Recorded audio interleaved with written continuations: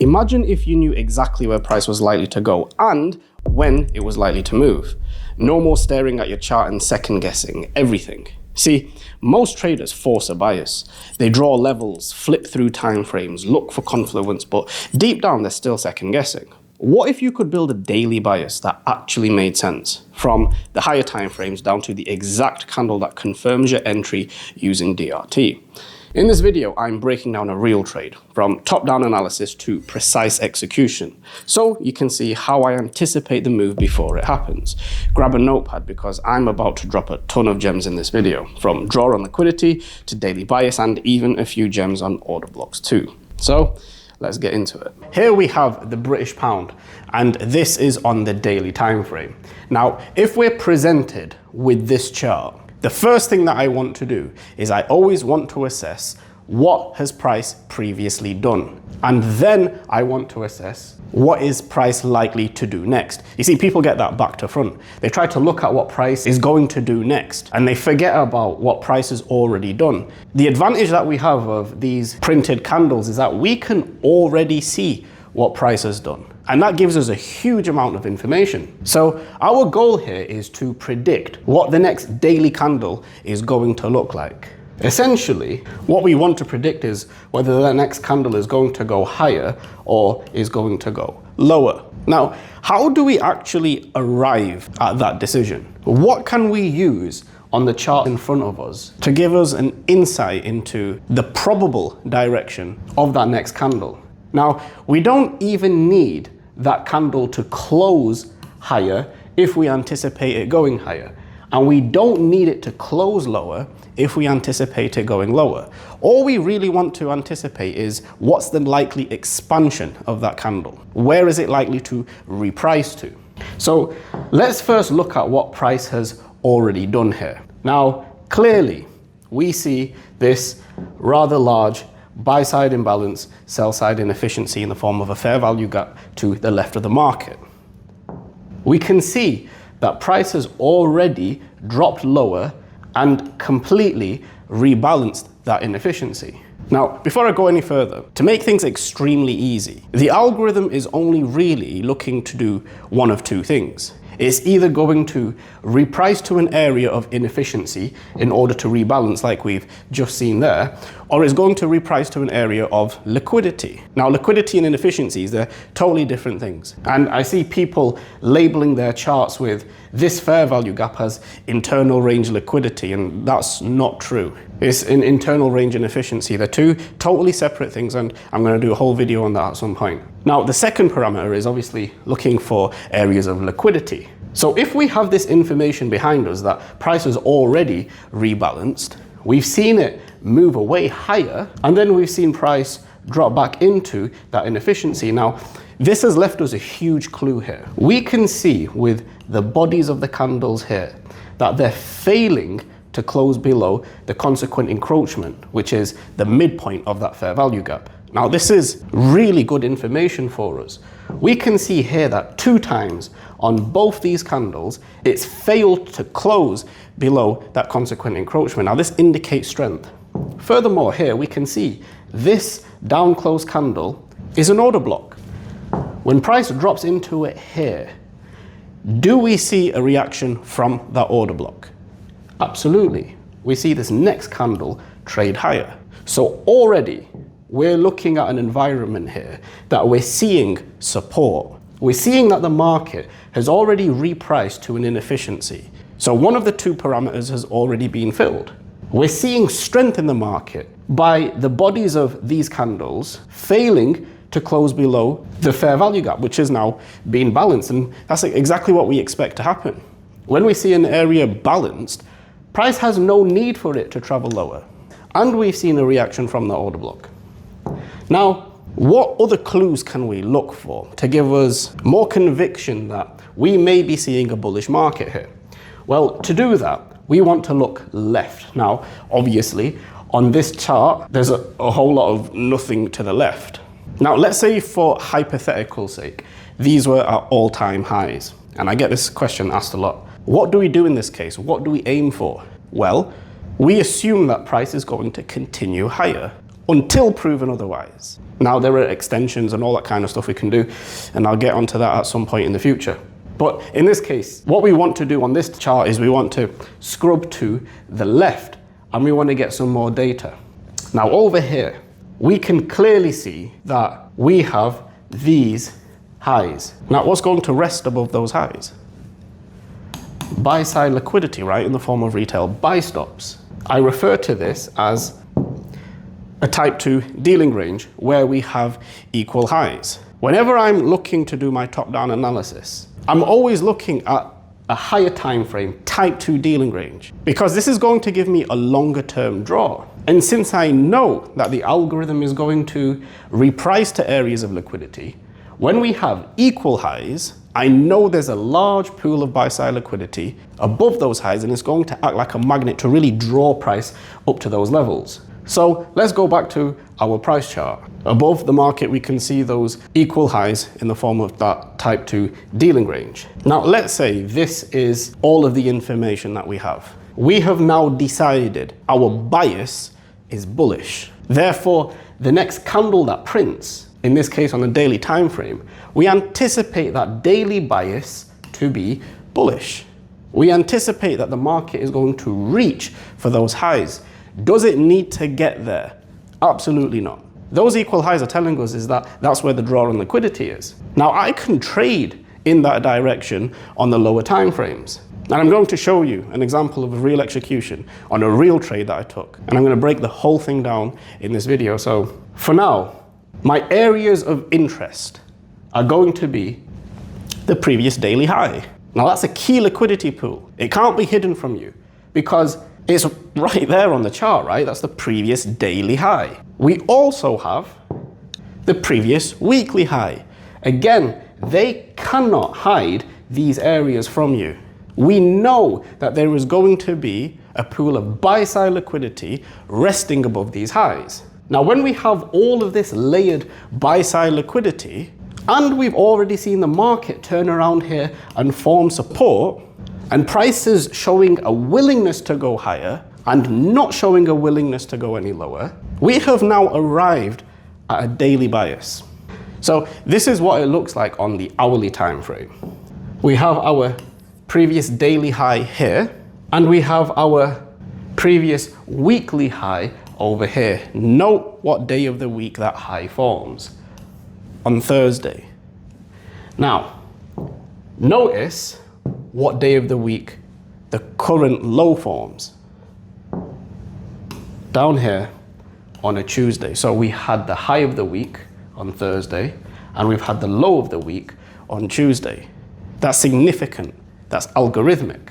And now what that does is it allows us to determine the weekly dealing range. The high is going to be our dealing range high, where we're going to find major buy-side liquidity. And our Tuesday low of the week is going to be our dealing range low, where we're going to find a major pool of sell-side liquidity. We can now, of course, plot our DRT levels, the 75, the 50, and the 25 DRT. Now, I could talk about just this one chart for the next hour, but I'm going to spare you that. Let me tell you what I was looking for when I was hunting a setup here. The first thing I'm noting is the 12 a.m. opening price, which is going to occur on this candle over here. Now, if I am bullish, if my daily bias is bullish, what do we want to see the market do first before it goes higher? That's right. We want to see the market drop lower. I don't know why it did that. I want to see the market drop lower before it goes higher. And that's exactly what we see here. After 12 a.m., we see the market turn around and reprice lower. What does it do? It drops below the 50 DRT level into a discount market, raiding sell-side liquidity below the relative equal lows to the left. Now, notice how the candle closes. Does the body close below that 50 DRT level? No. So this is indicating strength here. Now, this is very typical to happen, especially after we've already raided a pool of liquidity to the left. Every time this happens, price wants to gravitate back towards a fair price, which is going to be that 50 DRT equilibrium level, since it's a fair price between the highest price and the lowest price. It's like a reset point, so to speak. Now, when I was seeing this wick form, I was waiting for that hourly candle to close. Now remember, I'm bullish, so this is fantastic for me. After 12 a.m., I want to see the market trade lower. Let's drop into a lower time frame. In this case, we're going to use the 15-minute time frame. And this gives us a little bit more detail. So we can see after 12 a.m., price drops lower into a buy-side imbalance below the market. Note the bodies. Are they closing deeper below consequent encroachment of that buy-side imbalance? No. Now, what else can you see here? Well, notice that down close candle over here. This down close candle is a high probability bullish order block because of where it rests inside of the range. It's nested inside of the daily fair value gap. And a high probability order block will generally have two things. It will have an imbalance next to it, and it will have a pool of sell-side liquidity above it. In this case, we have both conditions, and we can see price failing to dig deeper into that 15-minute buy-side imbalance. Then we see this candle. Now, as soon as this candle trades through the opening price of this down close candle, we have something known as a change in state of delivery. I'm going to do a whole video on order blocks at some point in the future. So again, please remember to like and subscribe. Now, all of this is giving me clues that the market wants to run higher. But the cherry on the cake is this. We can see here with a correlated market like the euro dollar, for example, we can see that price on the British pound has dropped below these lows. Now, the equivalent lows down here for the euro dollar, we can clearly see that the market's having a hard time to get back below those lows. This is indicating relative strength behind this market. So watch what happens next. We're going to drop now onto a 5-minute time frame. Now, for those of you who have been through my free webinar, which you can find after downloading the ebook in the description below, you'll know that I talk more on Power of 3, and I talk about something known as the London hour. It's a very specific period of time inside of the London session between 3 a.m. and 4 a.m. like so. Now, I really like to look for price to turn around in this hour of time during that London session. And you can see here between 3 o'clock and 4 o'clock, again, remember New York Eastern Standard Time, you can see how we've formed this swing low. As soon as this happens, with the analysis that we have already done, with the bias that I have arrived to that the market is going to reprice higher, after seeing the market drop after 12 a.m. into a logical area of support at a specific time with SMT behind this trade, now I want to look for an entry. And I'm going to use the exact same process that I've taught in the DRT model, which you can find for absolutely free on this very YouTube channel. I'm going to link it up here somewhere. Now let's move on and see what happens. Now, your eyes should go right to this consolidation up here, because we have all of these equal highs. And what's going to rest above those highs? Buy stops, right? So we're going to have a pool of buy-side liquidity. Now, when we're already bullish and we've seen a raid on stops below the lows, we want to see price turn around and run for that opposing liquidity pool. So what are these equal highs in terms of dealing range?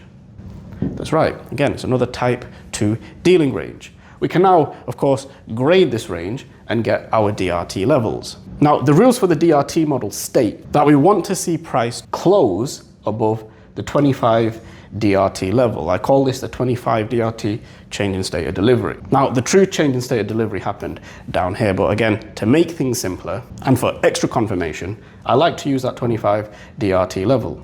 As soon as this happened, I am now looking for extra confirmation, and I find that in the form of this inversion fair value gap to the left. Again, where does that inversion fair value gap rest? And if you've been following along with the DRT series, you will know that the high probability inversion fair value gaps form in the leg that raises liquidity and at that 25 DRT level.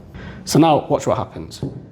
The market drops one more time into consequent encroachment of that inversion fair value gap. And I might have to zoom in here, but you can see this is where I took an entry.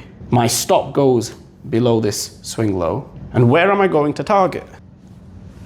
The buy stops above the type 2 dealing range high. Note the next candle here. It nails the discount low of that inversion fair value gap. Watch what happens next. We see price run higher and close through that 50 DRT level. Now again, if you've been through the DRT model, when we see this, I like to move my stop to break even at that 25 DRT. And I'm going to show you an example in a second here. Price then runs higher. Again, we see it close through that 75 DRT. But not only on this 5-minute time frame, also on that hourly time frame as well. Price retraces lower after rebalancing the inefficiency to the left. And note the bodies here. See how they're failing to get back below that 75 DRT level? Why is that? Because we have the buy side liquidity. All it's doing here is engineering more stops. Because retail are going to look at this as, oh, this is strong resistance. You guys understand that we have a type 2 dealing range above the market, which is layered buy side liquidity. We also have the previous daily high over here. And we also have the previous weekly high as buy-side targets. So when we see it start consolidating below a type 2 dealing range high, all it's doing is engineering more stops above the market. We can see this confirmed here. It's failing to drop below that 75 DRT level. And then what happens next? Price runs higher, sweeping all of that liquidity above that dealing range high. It actually raises above the previous daily high as well. But for me, this is a very nice low-hanging fruit objective. With a 3-to-1 risk to reward ratio, this is a very good trade. Look at my drawdown on this. Now, I trade on MT4. I put my executions on TradingView because at the end of every single day, I screenshot this, I journal it, and I have my executions all in one place. And I've done this for the last 8 years nearly. Now, unfortunately, I didn't manage to get a screenshot when I had my stop down here, so I only managed to get the screenshot when I went to break even. Anyways, moving on, we can see our next candle, how it printed. It actually ended up running for the previous daily high. That was our drawdown liquidity, our near-term objective. The previous weekly high was also rated here as well. Now, I'm anticipating some form of retracement to run for those equal highs and that type 2 dealing range to the left. Does it have to do it straight away? Absolutely not. When would my bias change? It would change if we got below this daily fair value gap on a closing basis. In that case, I would no longer be bullish on this market. And I'd be looking for a retracement below the 50 DRT or that equilibrium level on the current dealing range. So there you have it. This is how you do correct top-down analysis. This is how you define a daily bias. This is how you use type 2 dealing ranges to determine a draw on liquidity. When you understand that the market is only likely to reprice to areas of inefficiency or areas of liquidity, it makes the decision process and the analytical process a whole lot easier. When you understand what dealing range we're operating in and how we can define where the high probability arrays and gaps will form inside of that range, using it as a framework, it's extremely powerful. And it's something that I've been using now for many, many years. And I've made my money with this. And I guess this is why I'm out here now teaching it for free and why I've decided to actually finally get onto YouTube. And the response has been absolutely incredible. I've had so many students over these last few weeks share chart examples with me, statements and payouts, and this has actually made everything click for them. And I really, really hope it's clicked for you as well. I'm going to give you a whole lot more examples in the coming weeks. I'm going to give you further studies on dealing ranges, further examples of different entry models, different timing mechanisms. So there's a whole lot of really good stuff coming. So again, please like, subscribe. It'll really help me out with this channel. And as a thank you, I will continue to make these kind of videos for you. So until next time, good luck and good trading.